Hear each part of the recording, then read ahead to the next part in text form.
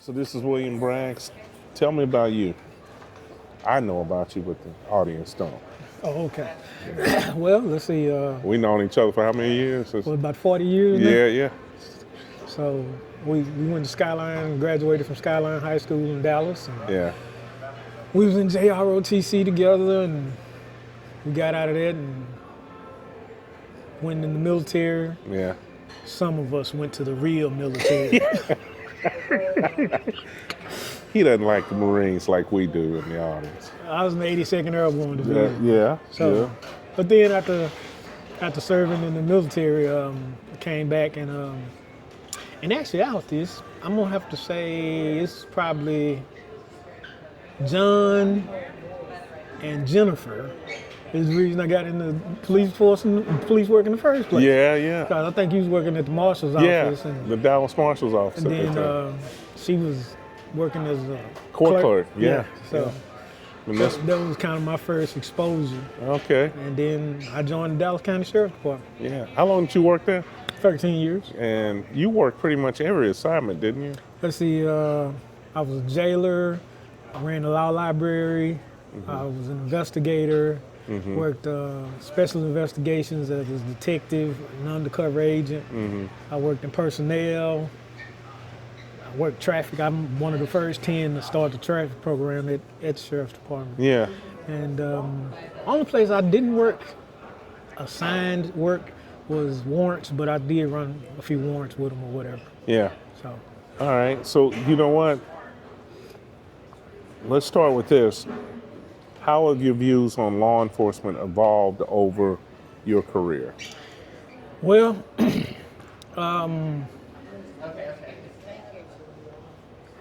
I think technologically they have made some really good advancements. Yeah. But then there are some other things that have taken place that, in my opinion, I believe led to all of the officer shootings and things of that nature. I guess you wonder what that is. The use of force continuum changed. After it changed, then that's when we had a lot of officers involved shootings, because the continuum used to say we had a process: verbal, impact, spray, and then deadly force. Like walking up a ladder. I mean, Right. Yeah. So now you go from talking to shooting. Yeah. You know, even though that was an option back then, but if the situation presented itself, you had to follow the steps. But now you roll up on a guy, he tell you he ain't gonna do something, then everybody drawing down, and then it's, oh, I thought he had a gun, or I thought he this, and I thought he that. Back then it was more, to me, more surety of what we were actually doing, because I don't know how many people looking at this ever been sprayed with pepper spray. Yeah. But I'm gonna tell you something, bro. You get hit in the face with pepper spray, you're gonna be wilding on the ground like a dog that just got hit by a car. Yeah, that's true. And so, because I haven't heard any police stories recently within the past at least 5 years of anybody using an impact weapon. I ain't heard nobody using pepper spray. Yeah. So it's just talk shoot. Yeah. You know. And when we talk about impact weapons, we're talking aspartame. Right.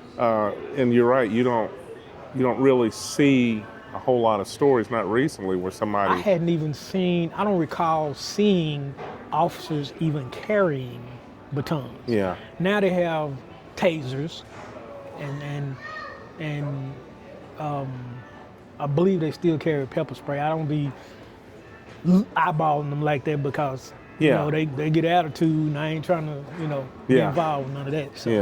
Yeah.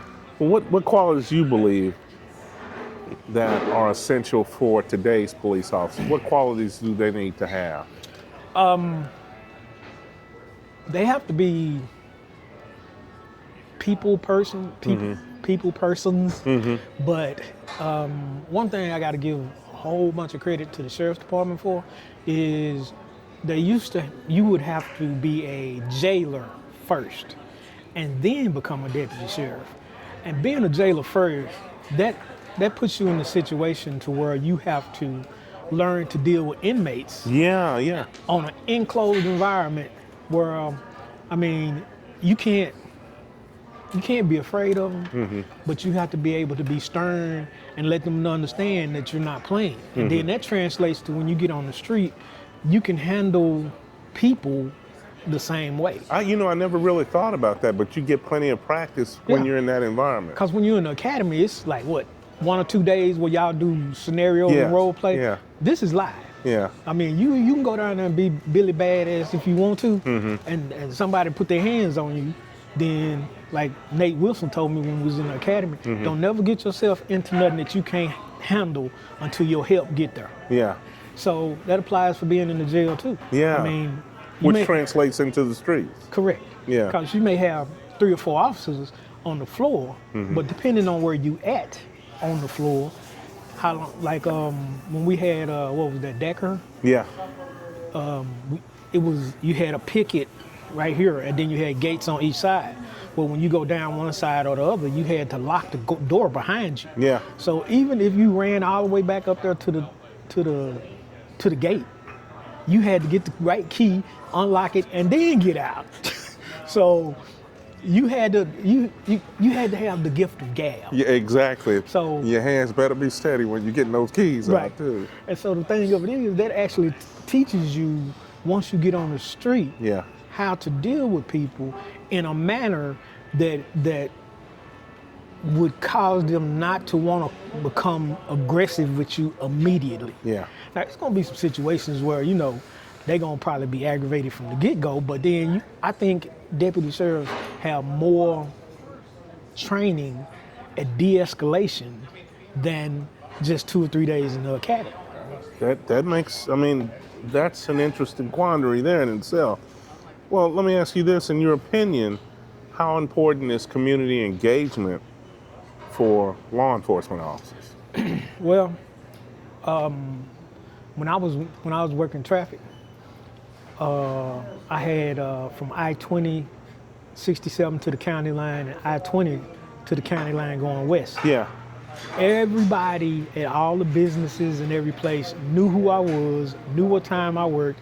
It was even people that knew who I was and what time I worked just from seeing me out on the street. They see me at the service station. Hey, you that officer I see all the time? Yeah. I think that's relatively important, because instead of just some unknown that walk up to their car and just being, because you have to carry yourself in a specific manner. Exactly. Yeah.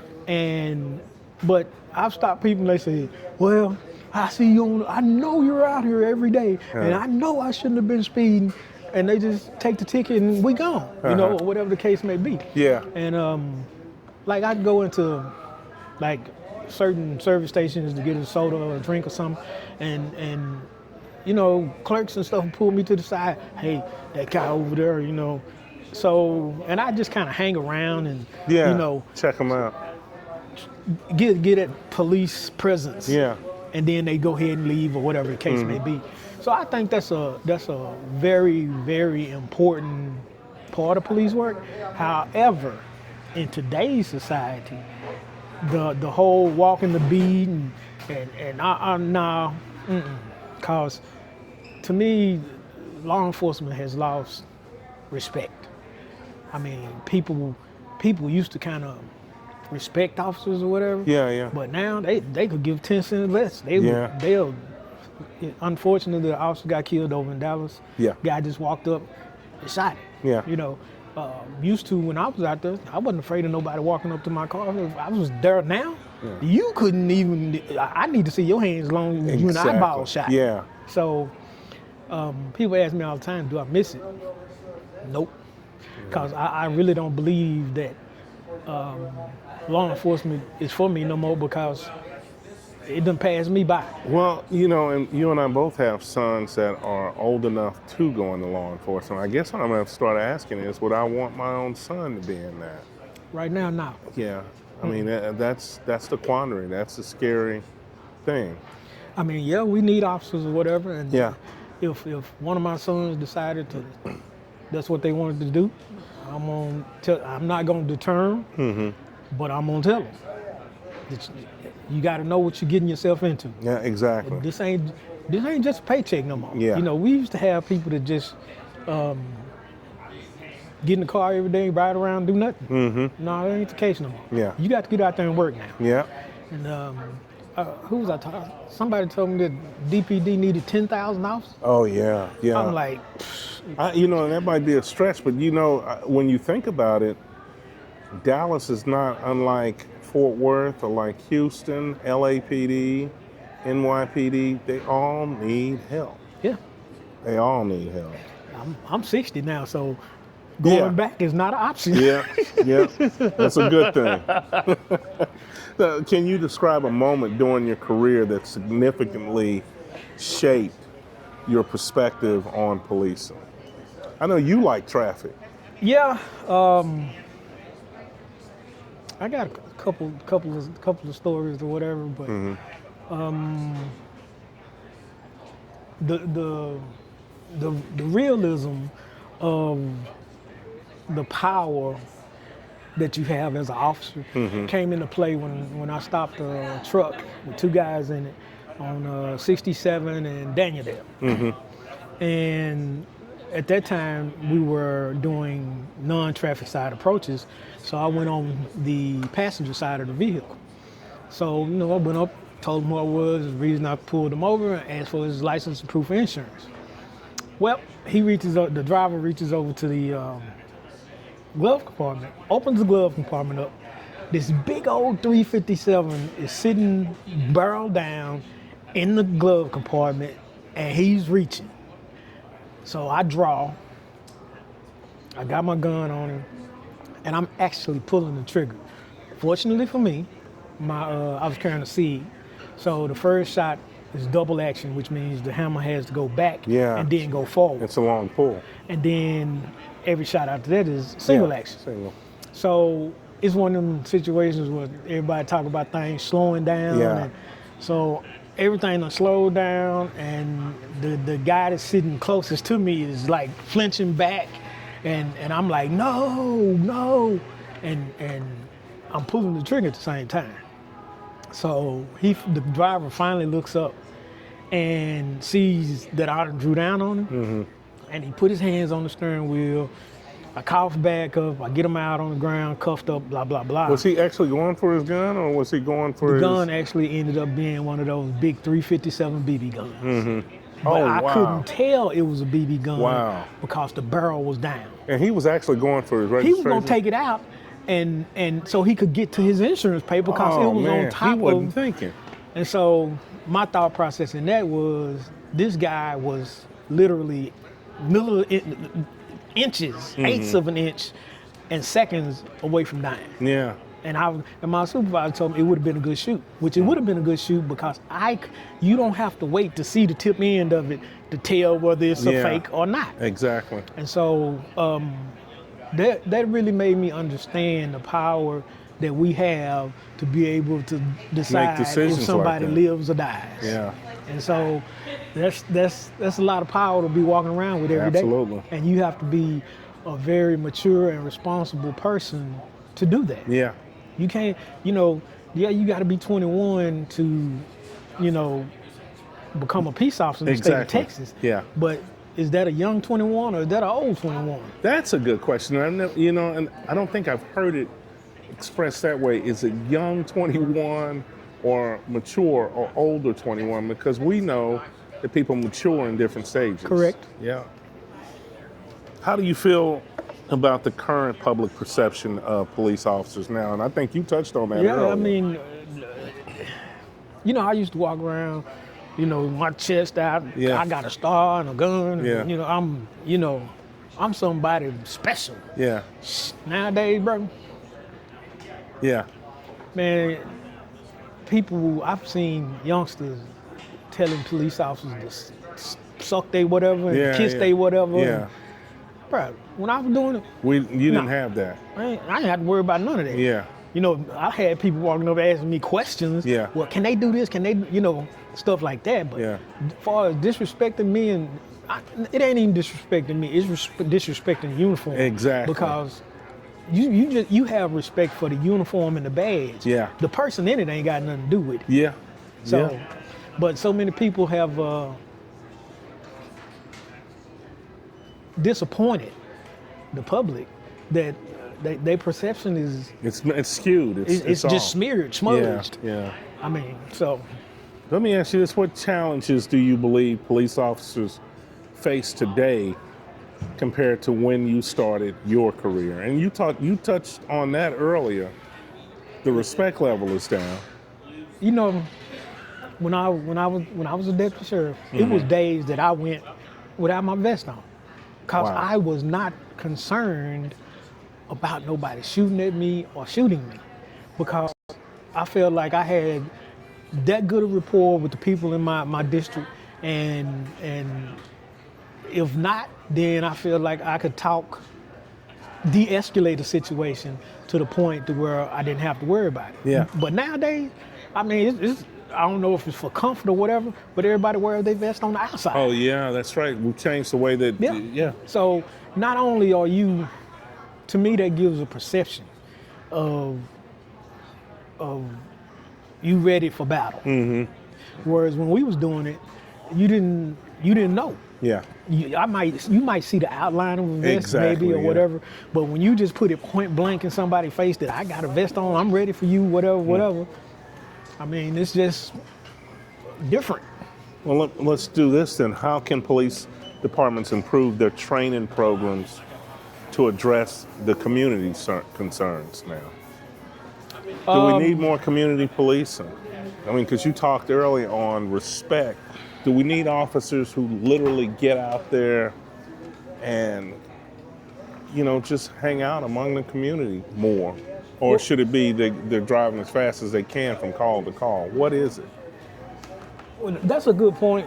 When you talk about Dallas PD, I got a friend that she's a supervisor for DPD, and I'm talking about from the time she clock in to the time she get off. Yeah. She is going from point A to point B, barely getting in lunch. Yeah. At half the time they eating on the go. Yeah. Because one, they ain't got enough people, and then there's so much going on that I got to run over here and I'm working a fatality accident. I'm over here. We got a barricaded person. We got a shooting. Yeah. I mean, it's a lot of stuff that goes on in these cities that a lot of people don't ever hear about. Yeah, that's true. So they don't really understand what's going on. Excuse me. Now, in the community that I live in right now, we have police in the neighborhood, but the only thing they there for is to stop somebody and write them a ticket. That's the only reason. I ain't never seen them just Well, you're in the suburbs, you know that, I'm right? way out there. Yeah. And so my thing is, why not just ride around and, see the kids, stop and get out and talk to them. That's a good point, because if that's all you're doing, why not get more involved in the... I mean, park your squad car and walk around the block. Let them see you on foot. Call dispatch, hey, I'm right here. I'm fixing to take a foot walk around the block. Yeah. That ain't gonna hurt nothing. Okay, somebody know where you at. So all you doing is letting the people see you as a person now. Is you not just a vehicle that throw on some lights and then you see this robot get out and come up to you and write you a ticket. Yeah. I think that's, now we're talking about kind of like a suburb, but Dallas PD, I don't know if they could do that. Yeah. I don't know. There are parts of Fort Worth that could, but some of the areas I work in, I don't know if you could actually do it that way either. I mean, depending on what your call load is, how it's structured. Right. Yeah, it could be different. And so, I mean,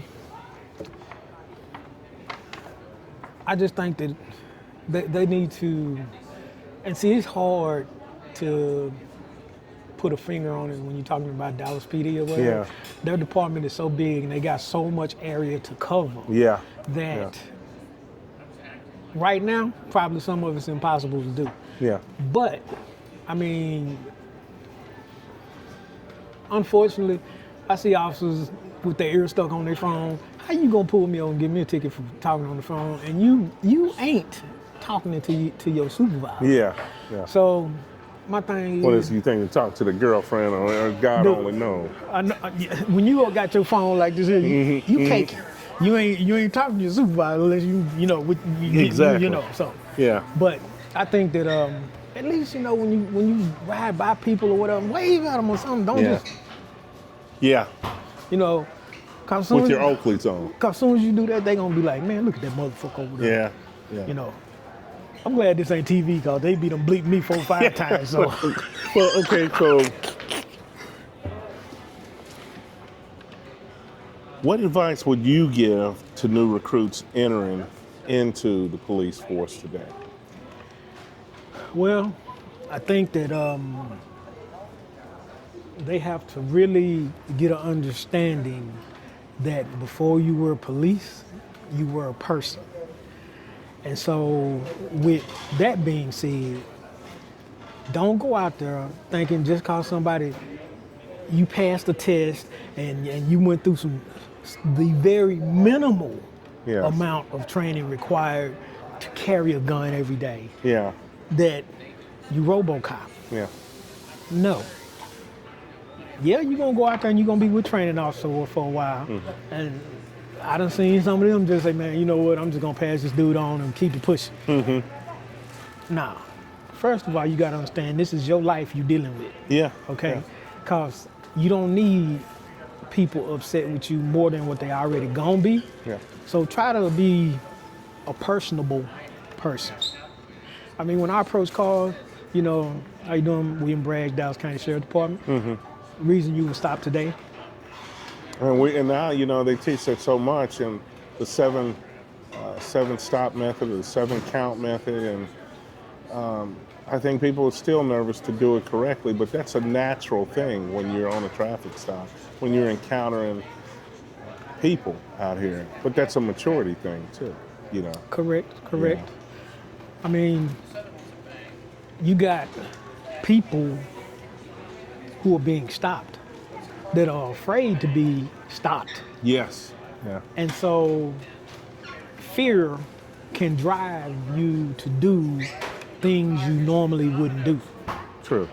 And so, you know, I'm not telling no police officer nowhere, no law enforcement officer that you got to kiss somebody's ass. What I'm telling you is be personable.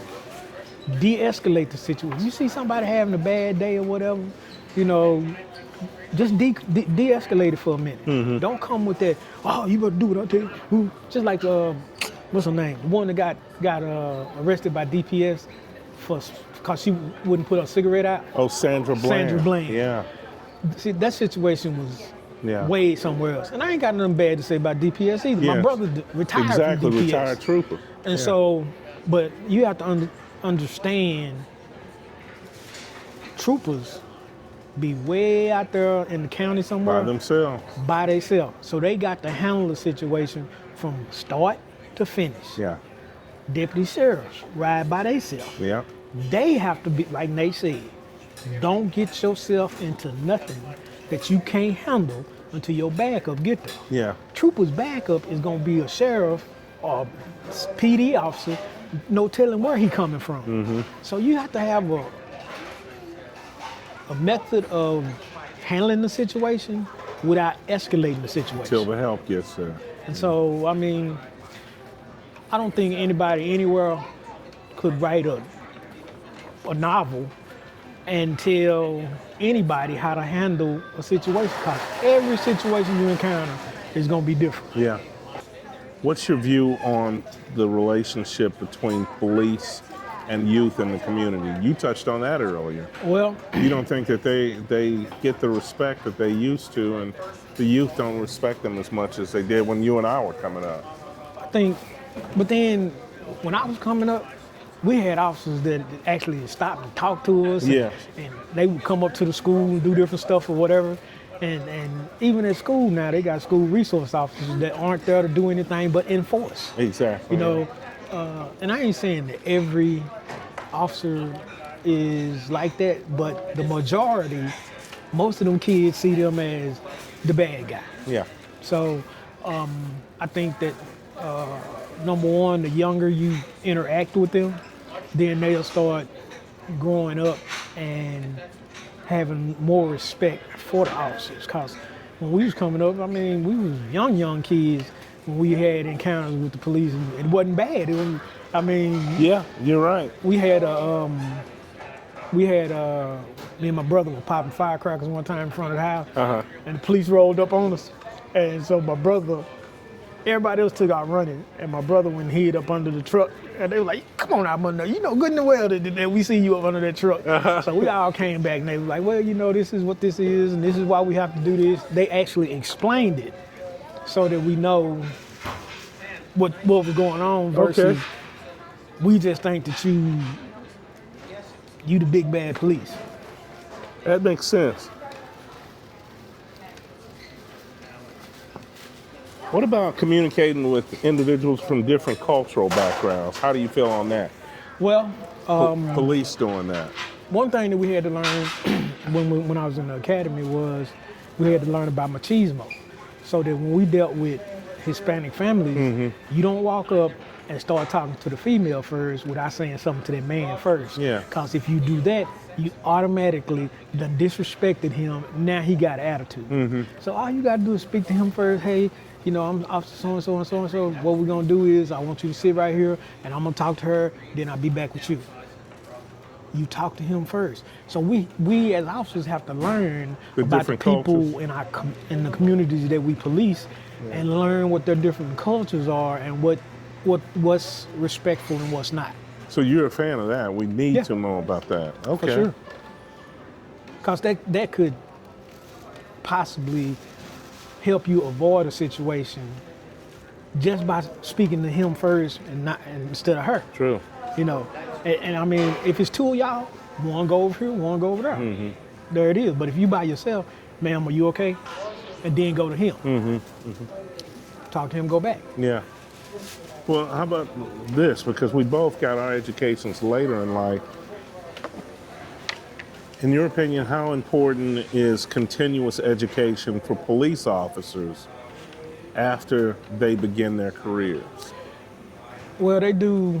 It's not like it used to be where you come in with a high school degree, you know, a high school diploma, you know, and you know, I tell cadets now when I teach at the different academies that, you know, the days of the caveman are over.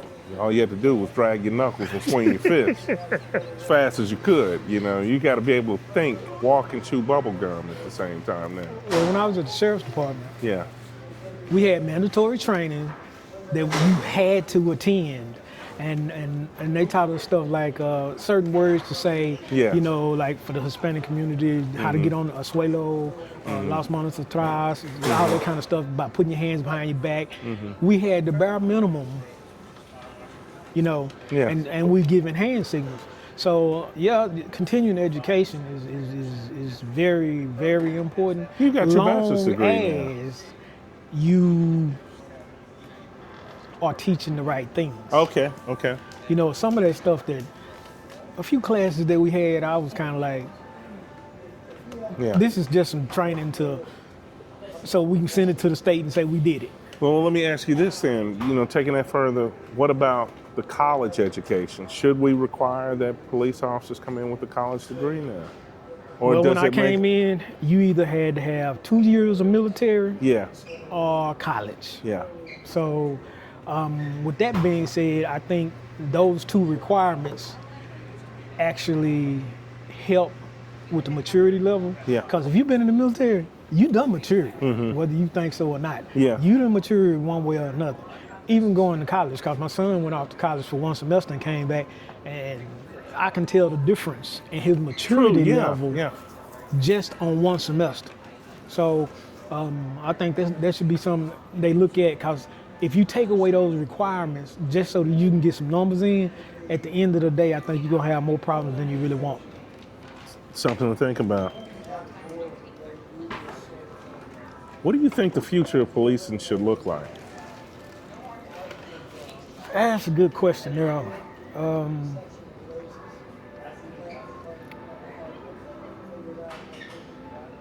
I think that somewhere they're going to have to be more engaged in the community aspect, because without the community behind you, you ain't got nothing. Because if you get the community against you, then you ain't got nothing but X number of officers to every 400-500 people in And the community. you were talking earlier, about how short police departments are. Community's got to be a part of helping with that to bridge that gap. Because don't nobody want to do it no more. Yeah. So, I mean, so what ends up happening is you say, okay, well, we're going to start taking high school diplomas now. Then they're going to start taking GEDs. So you just going from up here to down here just to meet the numbers. Yeah. To put a warm body in the seat. And I think some of them think that, well, what we'll do is we'll put a warm body in the seat and then we'll get rid of them. They'll get rid of themselves later on type thing. But then... That's not helping anything. Yep, that means somebody might end up dying in the process. Yeah. It could be them or it could be the officer. Yeah. So, or the civilian. So, Okay. Well, you know what? I hope you don't think it was long. Well, I'll ask you about it afterwards. But I really appreciate it. This is Mr. William Braggs. Thank you so much for hanging out with us.